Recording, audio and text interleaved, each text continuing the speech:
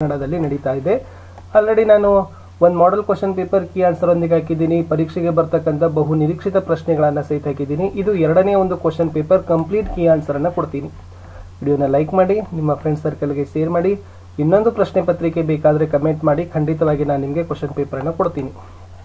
S, so ಪ್ರಶ್ನೆ ಪತ್ರಿಕೆಯಲ್ಲಿ ಬಹು ಆಯ್ಕೆ ಪ್ರಶ್ನೆಗಳಲ್ಲಿ ಪ್ರಶ್ನೆ ಒಂದಿತ್ತು. ಕನ್ನಡ ವರ್ಣಮಾಲೆಯಲ್ಲಿರುವ ಈ ಅಕ್ಷರಗಳನ್ನು ಅನುನಾಸಿಕಗಳು ಅಂತ ಕರೀತಾರೆ ಅಂತ ಹೇಳಿದರೆ ಡಿ ನ ಅಂತಕ್ಕಂಥದ್ದು ರೈಟ್ ಆನ್ಸರ್. ತಾವು ಹೇಳಿದ್ದಾರೆ, ಖಂಡಿತವಾಗಿ ಅವರು ತಮ್ಮ ಕೆಲಸವನ್ನ ಮಾಡಿಕೊಡ್ತಾರೆ. ಈ ವಾಕ್ಯದಲ್ಲಿರುವ ಆತ್ಮಾರ್ಥಕ ಸರ್ವನಾಮ ಅಂತ ಕೇಳಿದರೆ ಸೊ ಡಿ ತಾವು ಅಂತಕ್ಕಂಥದ್ದು ರೈಟ್ ಆನ್ಸರ್. ಗುರುಗಳ ಹಿತೋಪದೇಶ ಬದುಕಿಗೆ ದಾರಿದೀಪ. ಹಿತೋಪದೇಶ ಯಾವ ಸಂಧಿಗೆ ಉದಾಹರಣೆ ಅಂತ ಕೇಳಿದ್ದಾರೆ. ಸರಿಯಾದ ಉತ್ತರ ಆಯ್ಕೆ ಡಿ ಗುಣಸಂಧಿ ಅಂತಕ್ಕಂಥದ್ದು ರೈಟ್ ಆನ್ಸರ್.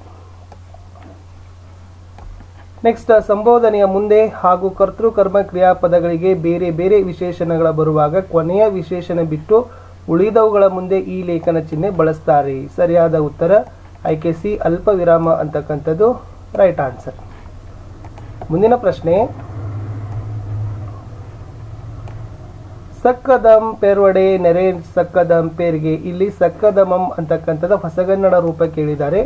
ಸೊ ಬಿ ಸಂಸ್ಕೃತವನ್ನು ಅಂತಕ್ಕಂಥದ್ದು ಸರಿಯಾದ ಉತ್ತರ ಆಗ್ತದೆ. ಹೆದ್ದಾರಿಯ ಇಕ್ಕೆಲಗಳಲ್ಲಿ ಮರಗಳನ್ನು ನೆಟ್ಟಿದ್ದಾರೆ. ಹೆದ್ದಾರಿ ಯಾವ ಸಮಾಸಕ್ಕೆ ಉದಾಹರಣೆ ಅಂತ ಕೇಳಿದ್ರು. ಡಿ ಕರಂಧಾರೆ ಅನ್ನೋದು ರೈಟ್ ಆನ್ಸರ್. ಮಾಡಲಿ ವಿದ್ಯಾರ್ಥಕ ಕ್ರಿಯಾಪದ ಆದರೆ ಮಾಡನು ನಿಷೇಧಾರ್ಥಕ ಕ್ರಿಯಾಪದ ಆಗ್ತದೆ. ಸೊ ನಿಷೇಧಾರ್ಥಕ ಕ್ರಿಯಾಪದ ಸರಿ ಉತ್ತರ. ಕಂದ ಪದ್ಯದಲ್ಲಿ 4 ಸಾಲುಗಳಿದ್ರೆ ಷಟ್ಪದಿಯಲ್ಲಿ ಎಷ್ಟು ಸಾಲುಗಳಿರ್ತವೆ ಅಂತ ಕೇಳಿದ್ದಾರೆ. ಷಟ್ಪದಿಯಲ್ಲಿರುವ ಸಾಲುಗಳ ಸಂಖ್ಯೆ 6 ಸಾಲುಗಳು. ನೆಕ್ಸ್ಟ್, ಮುಂದಿನ ಪ್ರಶ್ನೆ, ಸಾಕು ಕ್ರಿಯಾರ್ಥಕಾವ್ಯ ಆದರೆ ಢನಡನ ಅಂತಕ್ಕಂಥ ಕೇಳಿದರೆ ಸೊ ಢನಡನ ಅಂತಕ್ಕಂಥದ್ದು ಅನುಕರಣಾವ್ಯಯ ಆಗ್ತದೆ.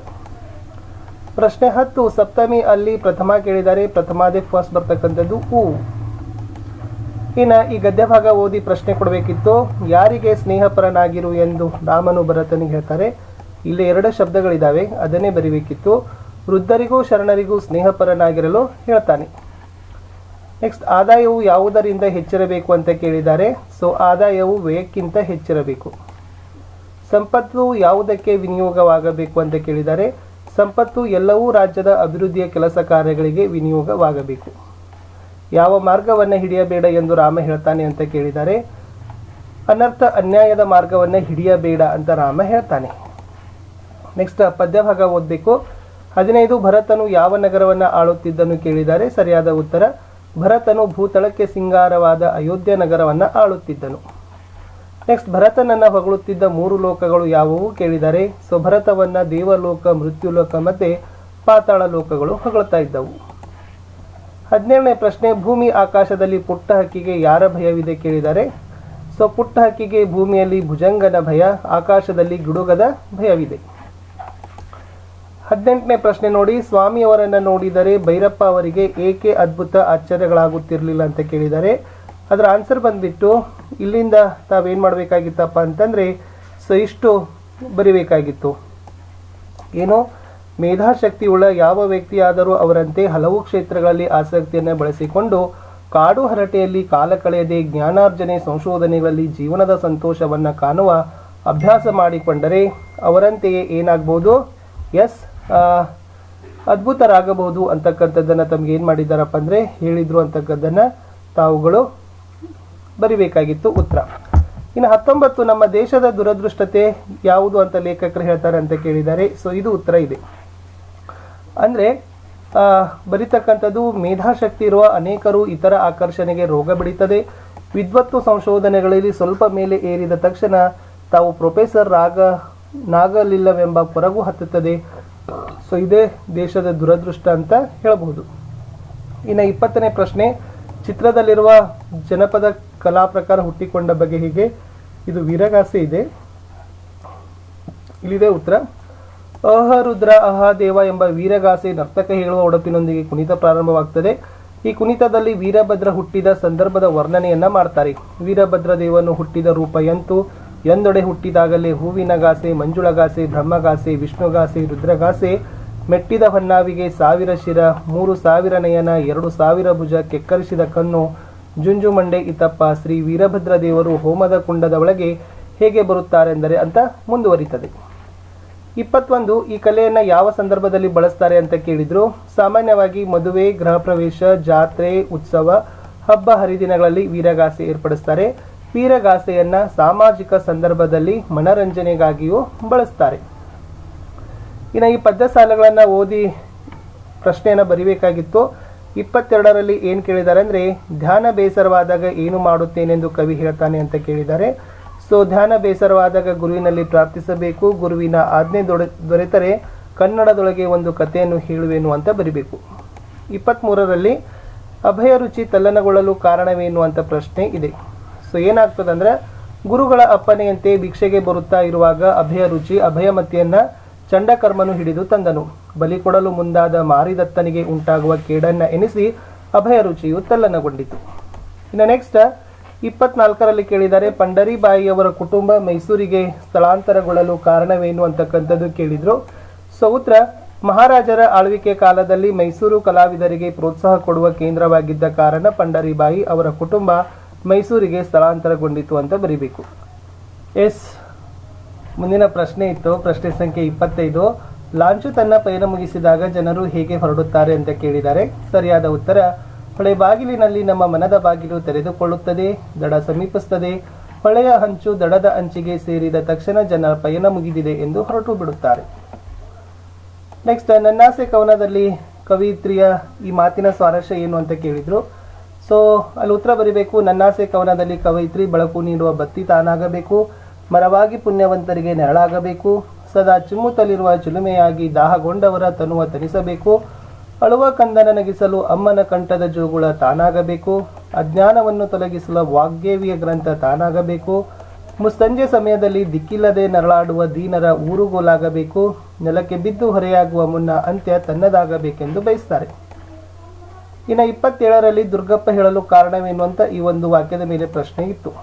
ಅಂದ್ರೆ, ದುರ್ಗಪ್ಪನು ನಿಜಾಮನ ವಿರುದ್ಧ ಹೋರಾಟ ಮಾಡುವವರನ್ನ ಹುರಿದುಂಬಿಸುತ್ತಾ ಬದುಕಿದ್ರೆ ಸ್ವತಂತ್ರ ನೋಡೋಣ, ಸತ್ರೆ ದೇಶಕ್ಕಾಗಿ ಸತ್ವ ಎಂತಾರೆ, ಅಂತ ಸಾವು ಯಾರಿಗುಂಟು ಯಾರಿಗಿಲ್ಲ, ಅದು ಪುಣ್ಯದ ಕೆಲಸ, ನಮ್ಮ ಮುಂದಿನವರಾದರೂ ಸ್ವತಂತ್ರ ನೋಡುತ್ತಾರಲ್ಲ ಎಂದು ಹೇಳುತ್ತಿದ್ದ ದುರ್ಗಪ್ಪ ಇಂಥ ಮಾತುಗಳು ಹೋರಾಟಗಾರರ ಕೈಕಾಲು ಉಕ್ಕಿನಂತೆ ಆಗುವಂತೆ ಮಾಡುತ್ತಿದ್ದವು ಅಂತ ಬರೀರಿ. ಇನ್ನು ಈ ಚಿತ್ರದಲ್ಲಿರೋ ಸಾಹಿತ್ಯನ ಗುರುತಿಸಿ ಸ್ಥಳ ಕಾಲ ಕೃತಿ ಪ್ರಶಸ್ತಿಗಳನ್ನ ವಾಕ್ಯ ರೂಪದಲ್ಲಿ ಬರೀಬೇಕಿತ್ತು. ಇದು ಸಾಶಿ ಮುರಳಿಯರವರ ಚಿತ್ರ ಇದೆ. ಇವರ ಪೂರ್ಣ ಹೆಸರು ಶ್ರೀ ಸಾಸಲು ಶಿವರುದ್ರಯ್ಯ ಮುರಳಿಯ. ಹುಟ್ಟಿದ್ದು 1931, ತುಮಕೂರು ಜಿಲ್ಲೆಯ ಚಿಕ್ಕನಾಯಕನಹಳ್ಳಿಯ ತಾಲೂಕಿನ ಸಾಸಲು ಅಂತಕ್ಕಂಥ ಗ್ರಾಮ. ಇವರ ಕೃತಿಗಳು ಕೆಂಗನ ಕಲ್ಲು, ವಚನ ವೈಭವ, ನೆಲದ ಸೊಗಡು, ನಾಟ್ಯ ಮಯೂರಿ. ಇವರಿಗೆ ಕರ್ನಾಟಕ ರಾಜ್ಯೋತ್ಸವ ಪ್ರಶಸ್ತಿ, ಕನ್ನಡ ಸಾಹಿತ್ಯ ಅಕಾಡೆಮಿ ಪ್ರಶಸ್ತಿ, ದೇವರಾಜ ಬಹದ್ದೂರ ಪ್ರಶಸ್ತಿ ಲಭಿಸಿದೆ. ಇಲ್ಲಿ ರಾಘವಾಂಕನ ಬಗ್ಗೆ ಕೇಳಿದ್ದಾರೆ. ಸೊ ರಾಘವಾಂಕನ ಬಗ್ಗೆ ಬರೀತಕ್ಕಂಥದ್ದು, ರಾಘವಾಂಕ ಕನ್ನಡದ ನಡುಗನ್ನಡ ಸಾಹಿತ್ಯದ ಅಗ್ರಮಾನ್ಯ ಕವಿ. ಇವರ ಕಾಲ 1225. ಸ್ಥಳ ಹಂಪಿ ಕ್ಷೇತ್ರ. ಕೃತಿಗಳು ಹರಿಶ್ಚಂದ್ರ ಕಾವ್ಯ, ವೀರೇಶ್ವರ ಚರಿತ್ರೆ, ಸೋಮನಾಥ ಚರಿತ್ರೆ. ಇವರಿಗೆ ಉಭಯ ಕವಿ ಕಮಲರವಿ, ಷಟ್ಪದಿ ಬ್ರಹ್ಮ ಅಂತಕ್ಕಂಥ ಬಿರುದುಗಳಿವೆ ಅನ್ನೋದನ್ನ ಬರಿಬೇಕು. ಇನ್ನ ಇದಕ್ಕೆ ಪ್ರಸ್ತಾರ ಹಾಕಿ ಘನ ವಿಭಾಗ ಮಾಡಿ ಛಂದಸ್ಸಿನ ಹೆಸರನ್ನು ಹೇಳಬೇಕಿತ್ತು. ಇದು ಭಾಮಿನಿ ಷಟ್ಪದಿ ಆಗದ. ಮೊದಲ 2 ಸಾಲಿನಲ್ಲಿ 14 ಮಾತ್ರೆಗಳು ಬರಬೇಕು. 3ನೇ ಸಾಲಿನಲ್ಲಿ 21 ಮಾತ್ರೆಗಳ ಜೊತೆಗೆ ಮೇಲೆ 1 ಗುರು ಬರಬೇಕು. ಇನ್ನ 31 ಸಾವಿತ್ರಿಯ ಮುಖಕಮಲ ಅರಳಿತು. ಇಲ್ಲಿ ಅಲಂಕಾರ ಬರೆದು ಲಕ್ಷಣವನ್ನ ಹೆಸರಿಸಿ ಸಮನ್ವಯ ಮಾಡಬೇಕು. ನೋಡಿ, ಉಪಮೇಯ ಸಾವಿತ್ರಿಯ ಮುಖ, ಉಪಮಾನ ಕಮಲ, ಅಲಂಕಾರ ರೂಪಕಾಲಂಕಾರ. ಉಪಮೇಯವಾದ ಸಾವಿತ್ರಿಯ ಮುಖವನ್ನ ಉಪಮಾನವಾದ ಕಮಲಕ್ಕೆ ಅಭೇದವಾಗಿ ರೂಪಿಸಿದೆ, ಆದ್ದರಿಂದ ಇದು ರೂಪಕಾಲಂಕಾರ ಅಂತ ಆಗಬೇಕು. ಇನ್ನು ಆರೋಗ್ಯವೇ ಭಾಗ್ಯ ಬಗ್ಗೆ ಗಾದೆ ಮಾತಿದೆ. ಸೊ ಯಾವುದಾದ್ರೂ ಒಂದು ಗಾದೆ ಮಾತನ್ನು ಸ್ಟಾರ್ಟ್ ಮಾಡಬೇಕಾದ್ರೆ ಇಷ್ಟು ಕಂಪಲ್ಸರಿಯಾಗಿ ಬರೀರಿ. ಗಾದೆ ವೇದಗಳಿಗೆ ಸಮಾನ. ಈ ಗಾದೆ ಹಿರಿಯರು ಮತ್ತು ಜನಪದರ ಜೀವನದ ಅನುಭವದ ನುಡಿಮುತ್ತುಗಳು. ಗಾದೆಗಳು ಆಕಾರದಲ್ಲಿ ವಾಮನನಾದರೂ ಅರ್ಥದಲ್ಲಿ ತ್ರಿವಿಕ್ರಮನಂತೆ. ನೆಕ್ಸ್ಟ್, ಆರೋಗ್ಯವೇ ಭಾಗ್ಯ ಅಂತಕ್ಕಂಥ ಗಾದೆಯು ಕೂಡ ಮುಖ್ಯವಾಗಿದೆ ಅನ್ನೋದನ್ನ ಬರಿಬೇಕಾಗಿತ್ತು. ಆಮೇಲೆ ಕಂಪ್ಲೀಟ್ ಆಗಿರ್ತಕ್ಕಂಥ ಆರೋಗ್ಯವನ್ನು ಹೇಳ್ತಕ್ಕಂಥ ಅಂಶಗಳನ್ನು ತಾವುಗಳು ಬರೆದ್ರೆ ಸೊ ಖಂಡಿತವಾಗಿ ನಿಮಗೆ ಅಂಕಗಳನ್ನು ಏನು ಮಾಡ್ತಾರಪ್ಪ ಅಂತಂದರೆ ಕೊಡ್ತಾರೆ. ಸೊ ನೀಟಾಗಿ ಬರೀರಿ. ಇನ್ನು ಸಂದರ್ಭಗಳನ್ನು ನೋಡೋಣ. ಗಂಡಸರು ರಂಗುರಾಯರೇ ಅಂತಕ್ಕಂಥದ್ದಿದೆ. ಸೊ ಇದು ಬೆಳಗಿನ ತಾನ ಜಯಪುರದಲ್ಲಿರ್ತಕ್ಕಂಥ ಪಾಠದಲ್ಲಿ ಬಂದಿರತಕ್ಕಂಥ ಸಾಲ. ಶಿವರಾಮ್ ಕಾರಂತರು ಬರೆದಿದ್ದಾರೆ. ಆಲ್ರೆಡಿ ನಾನೆಲ್ಲ ಕೊಟ್ಟಿದ್ದೀನಿ, ಸ್ವಲ್ಪ ನೋಡ್ಕೊಡ್ರಿ. ಇನ್ನು 34ರಲ್ಲಿ ಮಾನವತೆಯೇ ವಿಶ್ವ ಅನುಸರಿಸಬೇಕಾದ ಮಾರ್ಗ ಅಂತ ಕೇಳಿದ್ದಾರೆ. ಸೊ ಈ ವಾಕ್ಯ ಸಹಿತ ಸರ್ವೇಪಲ್ಲಿ ರಾಧಾಕೃಷ್ಣನ್ ಅಂತಕ್ಕಂಥ ಪಾಠದಿಂದ ಬಂದಿರತಕ್ಕಂಥ ವಾಕ್ಯ. ಸೊ ರಾಧಾಕೃಷ್ಣನ್ ಅವರು ಈ ಮಾತನ್ನು ಹೇಳ್ತಾರೆ. ಅವರು ಕೆನಡಾ ದೇಶದ ರೇಡಿಯೋ ಪ್ರಸಾರ ಭಾಷಣ ಮಾಡೋ ಸಂದರ್ಭದಲ್ಲಿ ರಾಧಾಕೃಷ್ಣನ್ ಅವರು ಈ ಮಾತುಗಳನ್ನು ಹೇಳ್ತಾರೆ. ಆದಷ್ಟು ಬೇಗ ಹೊನ್ನಾವರದ ಮೇಲೆ ದಾಳಿ ಮಾಡಬೇಕು ಅಂತ ಇದೆ. ಇದು ಚೆನ್ನಭೈರಾದೇವಿ ಪಾಠದ ಒಂದು ವಾಕ್ಯವಾಗ್ತದೆ. ಸೊ ಇದನ್ನು ಯಾವ ಸಂದರ್ಭದಲ್ಲಿ ಹೇಳಿದ್ದಾರೆ ಅದರ ಸ್ವಾರಸ್ಯವನ್ನು ಸಹಿತ ನೋಡ್ಕೊಡ್ರಿ. ಇನ್ನು ನೆಕ್ಸ್ಟ್, ಮೋಹ ಮುಸುಕಿದ ಬುದ್ಧಿ ಸರ್ವನಾಶದ ಸಿದ್ಧಿ ಅಂತಕ್ಕಂಥದ್ದಿದೆ. ಸೊ ಇದನ್ನು ಪಾರಿವಾಳ ಅಂತಕ್ಕಂಥ ಪದ್ಯದಿಂದ ಆರಿಸಿಕೊಂಡಿರ್ತಕ್ಕಂಥ ವಾಕ್ಯವಾಗಿದೆ. ಸೂರ ಮೆಕ್ಕುಂಡಿಯವರು ಬರೆದಿರ್ತಕ್ಕಂಥದ್ದು. ಆಲ್ರೆಡಿ ನಾನು ಇಲ್ಲಿ ಎಲ್ಲವನ್ನು ಕೊಟ್ಟಿದ್ದೀನಿ, ಸ್ವಲ್ಪ ಪಾಸ್ ಮಾಡಿ ನೋಡ್ರಿ. ಇನ್ನು ನರಕದೋಳ್ ನಿವಾರಣೆ ಒಡವೆಯ ಅಂತಕ್ಕಂಥದ್ದನ್ನು ಕೇಳಿದ್ದಾರೆ. ಸೊ ಇದು ಬಲಿಯ ನಿತ್ತೊಡೆ ಮುನಿಯಂ ಅಂತಕ್ಕಂಥ ಪದ್ಯದಿಂದ ಆರಿಸಿದ್ದಾರೆ. ಸೊ ಇದ್ರದ್ದು ಕೂಡ ಸಂದರ್ಭ ಮತ್ತು ಸ್ವಾರಸ್ಯವನ್ನು ಗಮನಿಸಿ. ಇನ್ನು ಲಾಸ್ಟ್, ಮಹಾತ್ಮರ ಕೈಗೆ ಬೆತ್ತ ನಾನಾದಿ ಅಂತ ಕೇಳಿದ್ದಾರೆ. ತತ್ವಪದಗಳು ಅಂತಕ್ಕಂಥ ಪದ್ಯದಿಂದ ಬಿದಿರು ಅಂತಕ್ಕಂಥ ಪದ್ಯ ಭಾಗದಲ್ಲಿ ಬಂದಿರತಕ್ಕಂಥ ವಾಕ್ಯ ಇದೆ. ಸೊ ಇದನ್ನು ಕೂಡ ಮೋಸ್ಟ್ ಇಂಪಾರ್ಟೆಂಟ್ ಆಗಿ ಇತ್ತು. ಇನ್ನು 2 ಪದ್ಯದ ಸಾಲುಗಳಿತ್ತು. 39ರಲ್ಲಿ ಹೇಮಂತ ಋತುರಾಜನಿಗೆ ಬಂದಿಳಿದು ಹೂವಿಲ್ಲ ಹಸುರಿಲ್ಲ, ಚಿಗುರೆಲೆಗಳಿಲ್ಲ, ದುಂಬಿಗಳ ದನಿ ಇಲ್ಲ, ಹಕ್ಕಿಗಳ ಹಾಡಿಲ್ಲ, ಕುಸುಮ ಗಂಧವ ತರುವ ಮರುತನಿಲ್ಲ. ಇನ್ನೊಂದು ಇದೆ, ಹೇಮಂತ ನಾಳಿಕೆ ಕಠಿಣ ಶಾಸನವಿಂತು ಅದಕ್ಕೆ ತಲೆವಾಗುವುದೇ ಸೃಷ್ಟಿಯೊಳ ಮರ್ಮ, ಒಂದೊಂದು ಋತುವಿನಲ್ಲಿ ಒಂದೊಂದು ರೀತಿಯಲ್ಲಿ ಸಂಸ್ಕಾರ ಪಡೆಯುವುದೇ ಜೀವಗಳ ಧರ್ಮ ಅಂತ 2 ಪ್ಯಾರಾಗ್ರಾಫ್ ಇದೆ. ಅದನ್ನು ಚೆನ್ನಾಗಿ ನೋಡ್ಕೊಡ್ರಿ. ಇನ್ನು ಇಲ್ಲಿ ಪದ್ಯದ ಮೌಲ್ಯ ಆದರ್ಶಿ ಸಾರಾಂಶ ಬರೆದಿತ್ತು. ಕಟ್ಟುಂಗೆ ಕಟ್ಟುಂದಿರ್ಕೆ ಕಡಲಂ ಕಪಿ ಸಂತತಿ ಮಾಮನ ಕ್ರಮ. ಸೊ ಓವರಾಲ್ ಏನು ಹೇಳಿದ್ದಾರೆ ಅಂದ್ರೆ, ಕಪಿ ಸಂತತಿ ಸೇತುವೆಯನ್ನ ಕಟ್ಟಿದಂತೆ, ಹರನೂ ನರನೂ ಮುಗಿಲನ್ನ ಒತ್ತಿ ಹಿಡಿದಂತೆ ಕವಿಗಳು ಶ್ರೇಷ್ಠವಾದ ಕೃತಿಗಳನ್ನು ರಚಿಸಿದರು ಎಂದು ನೇಮಿಚಂದ್ರ ಕನ್ನಡ ಕವೀಂದ್ರರ ಶ್ರೇಷ್ಠತೆಯನ್ನು ವರ್ಣಿಸುವ ಸಮಯದಲ್ಲಿ ಹೇಳಿದ್ದಾರೆ. ಇನ್ನು ಗದ್ಯ ಭಾಗದಲ್ಲಿ 4 ಅಂಕದ ಪ್ರಶ್ನೆಗಳಲ್ಲಿ ರುದ್ರ ಮಾಹೇಶ್ವರ ಕವಿ ಹೇಗೆ ವರ್ಣಿಸಿದ್ದಾರೆ ಅಂತ ಕೇಳಿದ್ದಾರೆ. ಸೊ ಅದರಲ್ಲಿ ಉತ್ತರದಲ್ಲಿ ಏನು ಬರಿಬೇಕಾಗಿತ್ತು ಅಂತಂದ್ರೆ, ಹರಿಹರ ಕವಿ ರುದ್ರ ಮಾದೇಶ್ವರನ ವೇಷಭೂಷಣಗಳನ್ನು ಹೀಗೆ ಬಣ್ಣಿಸಿದ್ದಾನೆ. ರುದ್ರ ಮಾಹೇಶ್ವರ 100 ವರ್ಷ ತುಂಬಿದವನಂತೆ ಕಾಣಿಸುತ್ತಿರುತ್ತಾನೆ. ಕಾಲಿನಿಂದ ತಲೆಯವರೆಗೂ ವಿಭೂತಿಯನ್ನು ಬಳಿದುಕೊಂಡಿದ್ದಾನೆ. ಬಿಳಿ ಕೂದಲು ಸುಕ್ಕುಗಟ್ಟಿದ ಶರೀರ ಚಂದ್ರನನ್ನೇ ಕೊಡೆಯನ್ನಾಗಿಸಿ, ತ್ರಿಶೂಲವನ್ನ ಹಿಡಿಯನ್ನಾಗಿಸಿ, ತಲೆಬುರುಡೆಯುಳ್ಳ ಗದೆಯನ್ನು ಊರುಗೋಲಾಗಿಸಿ, ಬ್ರಹ್ಮನ ಶಿರವನ್ನ ಕಮಂಡಲವನ್ನಾಗಿಸಿ, ಹುಲಿಚರ್ಮ ಗಜಚರ್ಮಗಳನ್ನು ಪಂಚೆಯನ್ನಾಗಿಸಿ, ಸಿರಮಾಲೆಯನ್ನ ಜಪಮಾಲೆಯನ್ನಾಗಿಸಿಕೊಂಡಿದ್ದಾನೆಂದು ವರ್ಣಿಸಿದ್ದಾರೆ. ಇನ್ನೊಂದು ಪ್ರಶ್ನೆ ಇದೆ, ಮದುವೆ ಮಂಟಪದಲ್ಲಿ ವೃದ್ಧ ಮಾಡಿದ ಅವಾಂತರಗಳು ಯಾವುವು? ಈ ವೃದ್ಧ ಮಾಹೇಶ್ವರ ಮದುವೆ ಮಂಟಪದಲ್ಲಿ ಪ್ರವೇಶಿಸಿ ತನ್ನನ್ನು ಯಾರೂ ಗಮನಿಸುತ್ತಿಲ್ಲವೆಂದು ತಿಳಿದು ಮನಸ್ಸಿನಲ್ಲಿಯೇ ನಸುನಕ್ಕು ಸಾಲಾಗಿ ಜೋಡಿಸಿದ್ದ ತುಪ್ಪದ ಕೊಡಗಳನ್ನು ಉರುಳಿಸಿ ತಾನೂ ಬಿದ್ದು ತುಪ್ಪವು ಎಲ್ಲರ ಮೇಲೆ ಸಿಡಿಯುವಂತೆ ಮಾಡ್ತಾನೆ. ನಂತರ ಗಳಿಗೆ ಬಟ್ಟಲ ಮೇಲೆ ಬಿದ್ದು ಹೊಡೆದು ಹಾಕ್ತಾನೆ. ಎಲ್ಲವೂ ಇದನ್ನು ಅಪಶಕುನವೆಂಬಂತೆ ಭಾವಿಸುವಂತೆ ಮಾಡಿಬಿಡ್ತಾನೆ. ಇದು ಗದ್ಯ ಭಾಗದ 2 ಪ್ರಶ್ನೆಗಳಿಗೆ ಉತ್ತರ ಕೊಟ್ಟೆ. ಇನ್ನು ಹೊಸ ಹಾಡು ಪದ್ಯದ ಮೂಲಕ ನಿಮ್ಮ ಬದುಕು ಹೇಗೆ ನಿತ್ಯ ನೂತನ ಅಥವಾ ಹೊಸ ಹಾಡು ಪದ್ಯದ ಸಾರಾಂಶವನ್ನು ಬರಿಬೇಕಿತ್ತು. ಸೊ ತುಂಬ ಇಂಪಾರ್ಟೆಂಟ್ ಇದೆ, ಯಾಕಂದರೆ ಆಲ್ಮೋಸ್ಟ್ ತಾವೆಲ್ಲ ನೋಡಿದ್ದೀರಿ. ಸ್ವಲ್ಪ ಪಾಸ್ ಮಾಡಿಕೊಂಡು ಇಲ್ಲಿ ನಾನು ಒಂದು 4-5 ಪ್ಯಾರಾಗ್ರಾಫ್ಗಳನ್ನು ಕೊಟ್ಟಿದ್ದೀನಿ. ಸೊ ಚೆನ್ನಾಗಿ ಅವುಗಳನ್ನು ನೀವೇನು ಮಾಡಿಪ್ಪ ಅಂತಂದರೆ ಬರೀರಿ.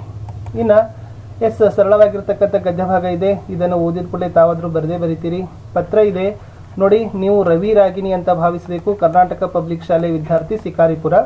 ಸೊ ವ್ಯವಸ್ಥಾಪಕರು ಸಪ್ನಾ ಬುಕ್ ಹೌಸ್ ಬೆಂಗಳೂರು ಅವರಿಗೆ ಶ್ರೀ ರಾಮಾಯಣಂ ದರ್ಶನಂ ಪುಸ್ತಕ ಕಳುಹಿಸಿಕೊಡುವಂತೆ ಪತ್ರ ಬರೀಬೇಕಿತ್ತು. ಸೊ ಸಿಂಪಲ್ ಆಗಿ ಇಂದ ರವಿ ಕರ್ನಾಟಕ ಪಬ್ಲಿಕ್ ಶಾಲೆ ಶಿಕಾರಿಪುರ ಇವರಿಗೆ ಮಾನ್ಯ ವ್ಯವಸ್ಥಾಪಕರು ಸಪ್ನಾ ಬುಕ್ ಹೌಸ್ ಬೆಂಗಳೂರು ಮಾನ್ಯರೇ ಶ್ರೀ ರಾಮಾಯಣಂ ದರ್ಶನ ಪುಸ್ತಕ ಕಳುಹಿಸಿಕೊಡುವ ಕುರಿತು.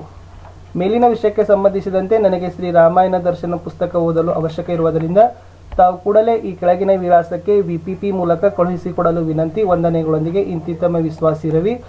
ನಿಮ್ಮ ಹೊರ ವಿಳಾಸ ಬರೀಬೇಕು. ರವಿ ತಂದೆ ಪ್ರಜ್ವಲ್ SP ವಿದ್ಯಾನಗರ ಧಾರವಾಡ 4 ಅಂತ ಹೊರ ವಿಳಾಸ ಹಾಕಿ ಪತ್ರ ಬರೀರಿ. ಲಾಸ್ಟಲ್ಲಿ ಒಂದು ನಿಬಂಧ ಕೇಳಿದ್ದಾರೆ. ನಾನಿಲ್ಲಿ ರಾಷ್ಟ್ರೀಯ ಹಬ್ಬಗಳ ಮಹತ್ವವನ್ನು ನಿಮ್ಗೆ ಏನು ಮಾಡಿದ್ದೀನಿ ಕೊಟ್ಟಿದ್ದೀನಿ. ಸ್ವಲ್ಪ ಪಾಸ್ ಮಾಡಿಕೊಡ್ರಿ. ರಾಷ್ಟ್ರೀಯ ಹಬ್ಬಗಳಲ್ಲಿ ಈ ಥರನಾಗಿ ಫಸ್ಟ್ ನೀವೇನು ಮಾಡಬೇಕು, ನಿರೂಪಣೆ ಹಾಕಬೇಕು.